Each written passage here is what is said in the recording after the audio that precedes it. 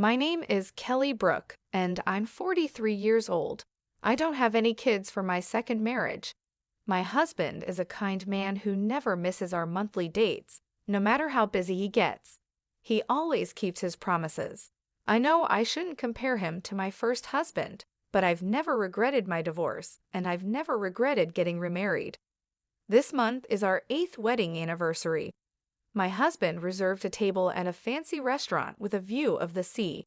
I thought we were going to have a wonderful time, but then I ran into the last person I wanted to see, Jeremy Clarkson, my ex-husband from 13 years ago.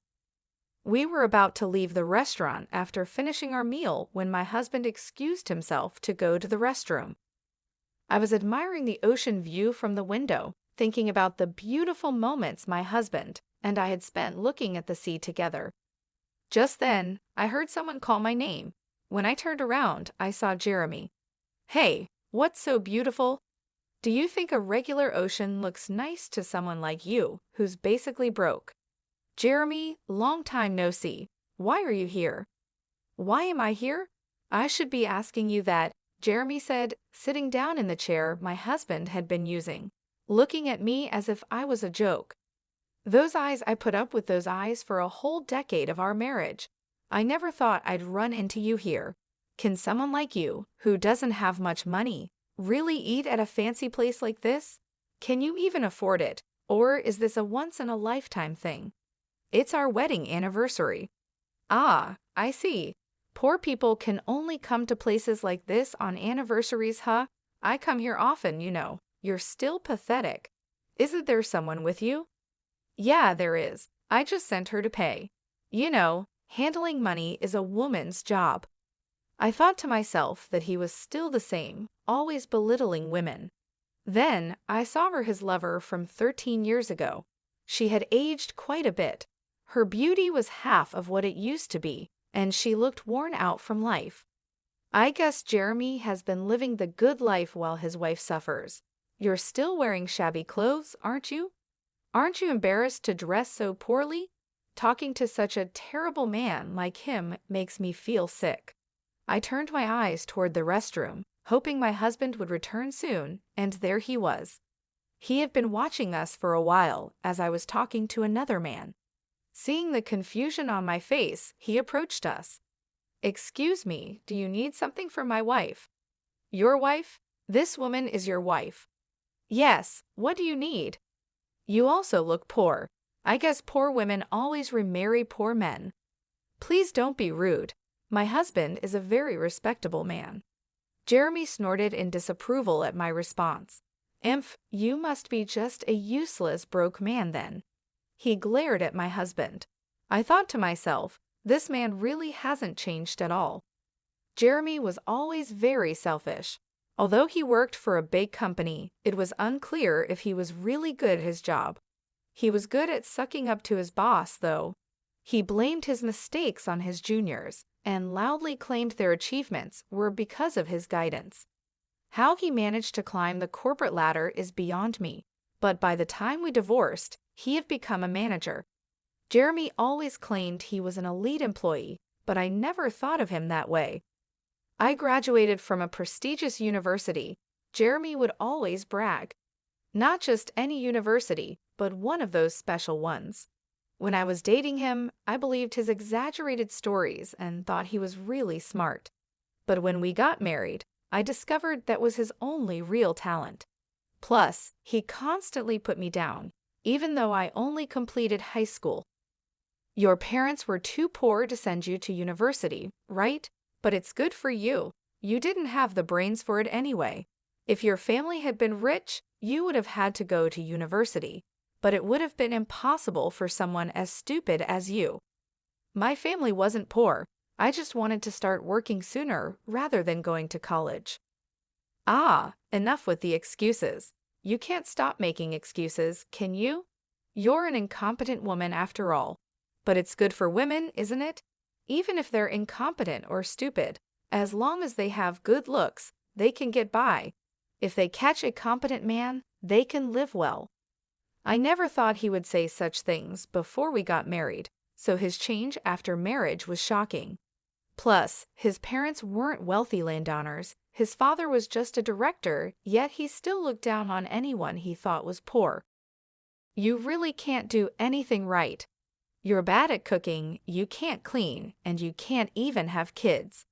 Marrying you was a huge mistake, he would say.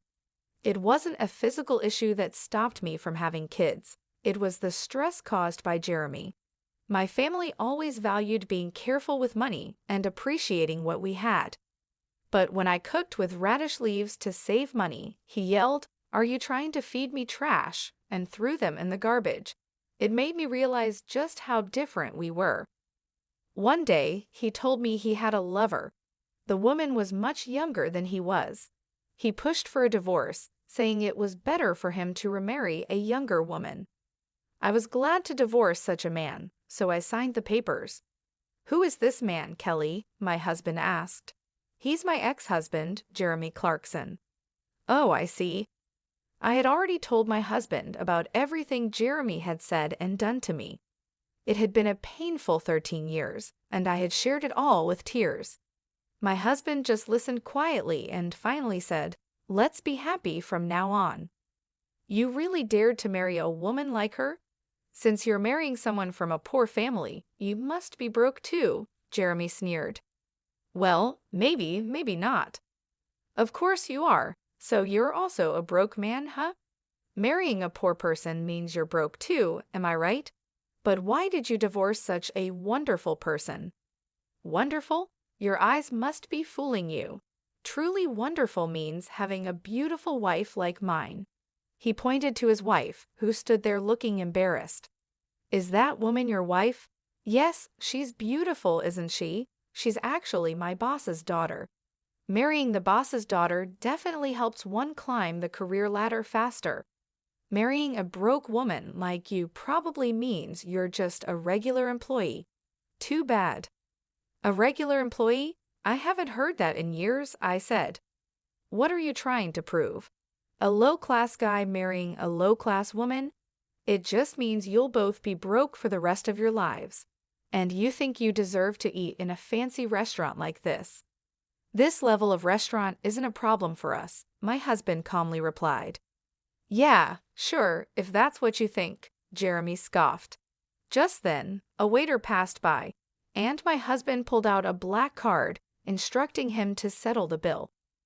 Jeremy was surprised by the card, but tried to hide it, snorting again. "Is that a black card? Showing off a card like that here? You're not used to it, are you? You must have borrowed it from someone." "Flashing the card around, but later you'll have to pay back the person who lent it to you, right? I bet you're scared to spend money in a place like this. It's all just an act." Funny thing to say. Who would lend their card, I wonder? No matter how naive someone is. "They wouldn't lend out a card like this," my husband replied. "How would you know that, Jeremy? You shouldn't say such insulting things," I added. "What's insulting? I'm just stating the truth. There's no way you could be wealthy if you married a poor woman like her." "My wife is poor, you say?" "Yes, that's right. Her family's place is a rundown, one-floor home. You know that, right? Or maybe you were too embarrassed to visit her home, so you went to a family restaurant instead." Meeting her parents at a family restaurant for a marriage proposal is unheard of, but for poor people like you, it's probably normal. "A family restaurant, huh? The fact that you thought of that means you must have done it yourself, right? If you hadn't experienced it, you wouldn't have thought of it." "What are you talking about? I'm not short on money. I wouldn't do something so cheap." "Yet you came up with it. I never would have thought of that," my husband said, then turned to me. "Right, Kelly? What about you?" "Well, I think I'd like to go to a family restaurant occasionally, but we rarely get the chance," I replied. "Exactly, you're lying. When you were with me, you were happy to go to family restaurants." "That's because I had never really been to one before." "Oh, I bet. You sure talk big now, coming to a fancy restaurant like this, acting all important." "Maybe that's you. It seems like you don't fit in this kind of place." "What? You think I don't fit in here? There's no way I'm out of place. You're the one who doesn't belong here. Do you even know who I am?" Why would I know you? If you want me to remember you, just become famous, my husband replied calmly. I am well known, but I guess it's impossible for someone like you to know me. You think I'm just a regular employee? I'm a manager, not just an employee. A manager, huh? Is that supposed to be impressive? Just then, the chauffeur arrived, greeted my husband politely, and said, Sir, your car is ready. Thank you. Jeremy looked confused. What's going on? Oh, you're probably just the president of some small company. I work for a major corporation, the Brook Group, and I'm a manager there. Oh, so you're still just a manager. Excuse me, you think you're important, but staying as a manager at your age won't get you far. What? This man works at our company? Yes, he's been with us for a long time. What do you mean our company? You're just an office lady from a small business.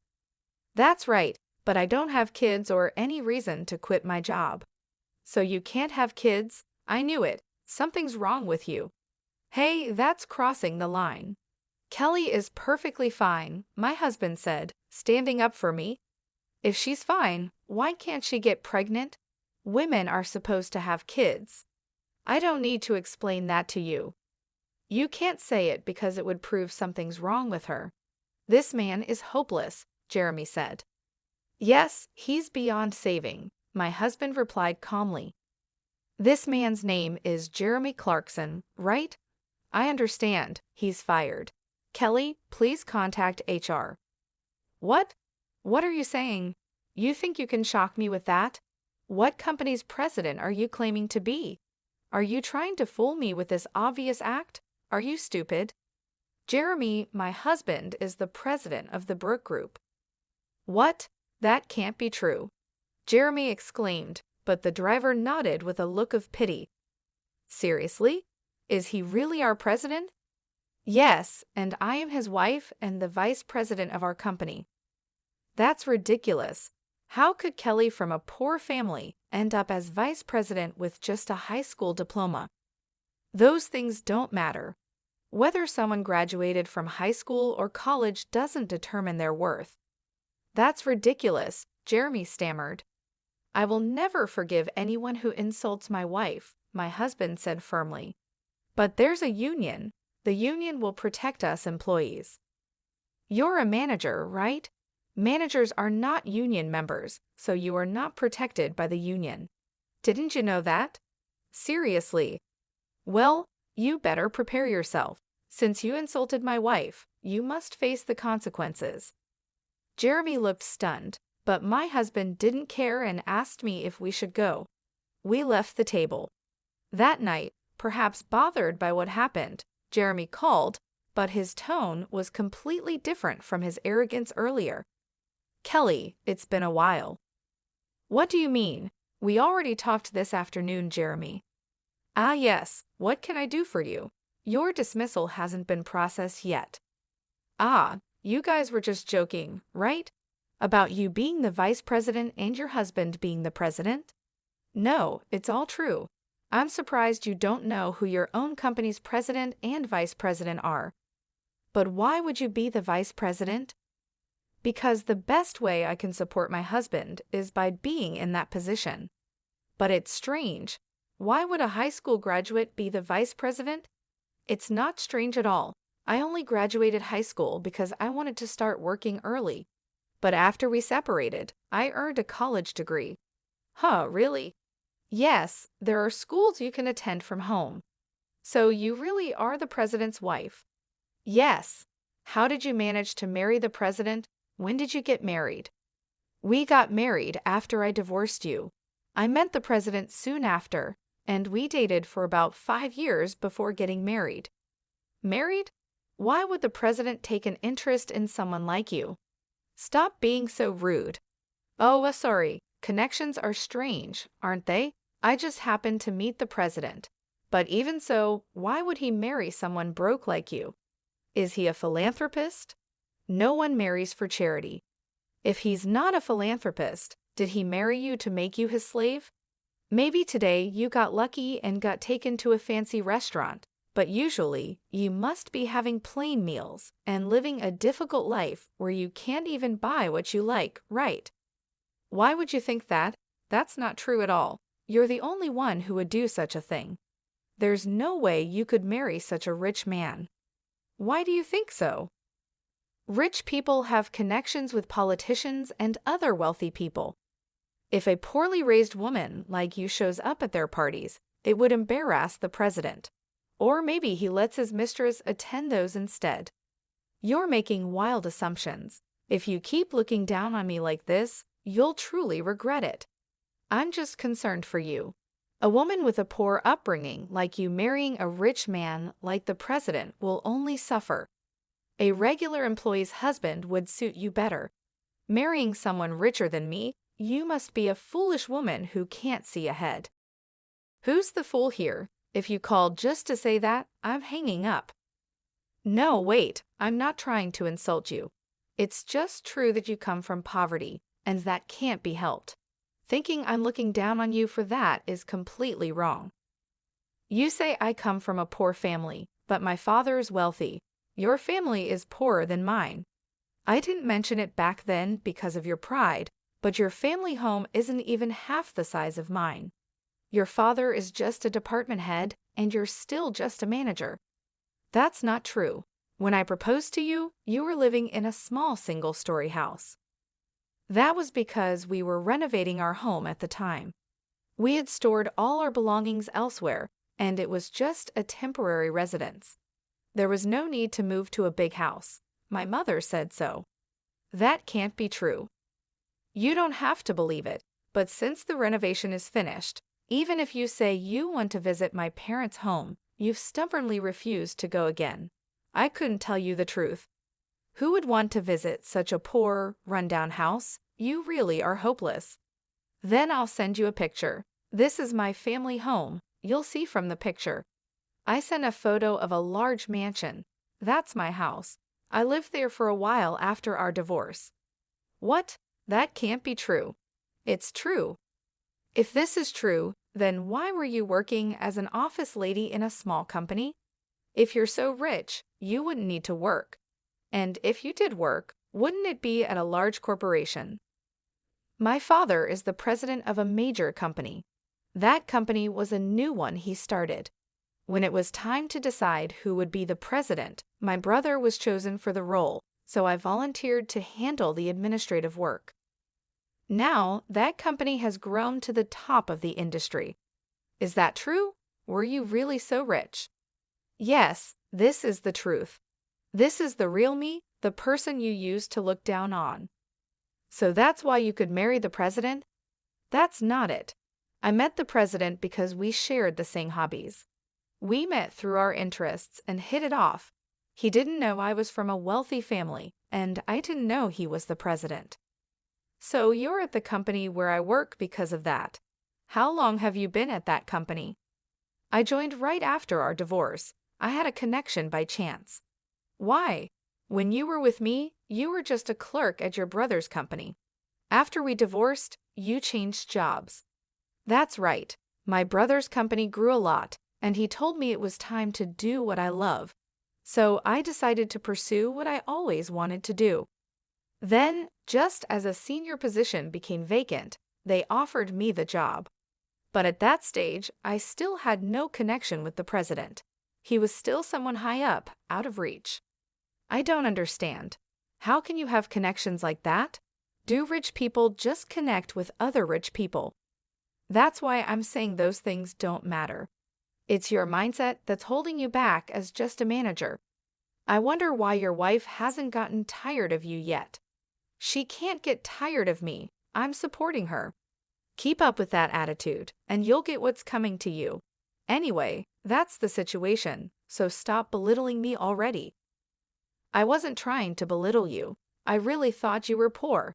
About that dismissal you mentioned this afternoon. Oh yes, your dismissal. After all the mocking you did, it's only natural you'd be fired. That would put me in a tough spot. Can you talk to the president so I don't get fired? What?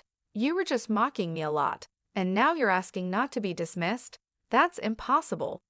You know I have nothing but resentment towards you. Why? The fact that you don't think you're resented is truly surprising. What have I done to you? There's too much to even remember. It's that much. I bet your wife thinks the same as me. Why don't you ask her what she really thinks? Though I doubt she'll tell you. I only said those things because I thought you were poor.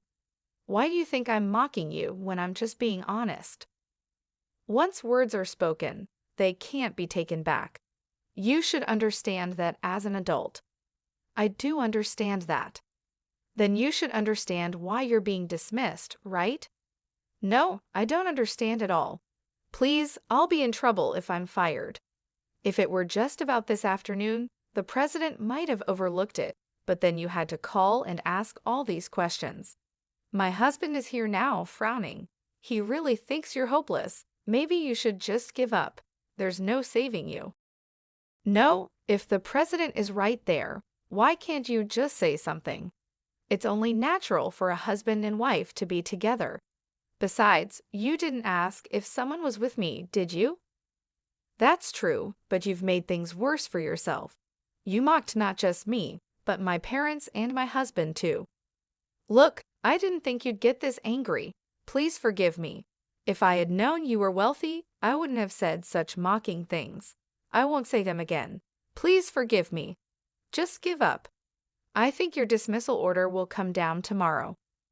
Wait, please. Jeremy's voice echoed on the other end of the phone, but I hung up and looked at my husband. The next day, Jeremy came to the president's office, looking pale with dark circles under his eyes. He seemed to be in really bad shape. I was in a meeting with my husband, the president, discussing business matters, but I was shocked by Jeremy's appearance. Jeremy, what's wrong? I'm very sorry. Jeremy apologized as he sat down on the spot. Jeremy, what are you doing? Please, please just don't fire me. What do you mean? My husband, the president, knew about the conversation from the previous day. He had guessed from my responses during the call, and I had told him everything Jeremy said after hanging up. As a result, his impression of Jeremy was very poor, and his anger was even greater than mine. I am truly sorry. I didn't know your wife was from a wealthy family. I think she is a perfect match for the president's wife. I also heard she graduated from university, even if it was through correspondence. She's a hard worker, unlike my own wife. So you decided she wasn't good enough for you and got rid of her, right? Jeremy looked up at the president, wondering how he knew such a thing. Of course, I've told my husband everything. We're married after all. Or do you and your wife not talk about your pasts? No, it's not like that. But that was a long time ago. I was young then. I thought Kelly was just a poor man's daughter, so I thought it was okay to have a mistress. How does it come to that? Is that why you think it's okay to commit sexual harassment or abuse your power? What do you mean? Don't tell me you haven't done it. There are complaints from your female coworkers. They say if our company doesn't handle it, they'll go to the police. Our company was just discussing what to do about it when your disrespectful remarks came yesterday. It's really hopeless, isn't it? That's right. I wouldn't have thought you were actually harassing or bullying, but after seeing you yesterday, it seems all too true. You don't even see women as people, do you? You think they're below you. No, I never. Even if that were true, firing me would be too harsh. Please show some mercy. Well, you do have a family. If you were fired, you wouldn't be the only one in trouble. That's right, exactly. My husband smirked and looked at me. So what do you think, Kelly? How about sending Jeremy to our Michigan? Wait, what? The Michigan is in a region with very few people and is practically unsustainable as a company. The former president, who came from that town, established the branch there to help the local people, but it's a lonely place with just one employee. The previous employee reportedly went mad from the loneliness. We want you to turn that branch around in 5 years. If you can do that, we'll bring you back here. Of course, if you can't, you'll spend your retirement in Michigan.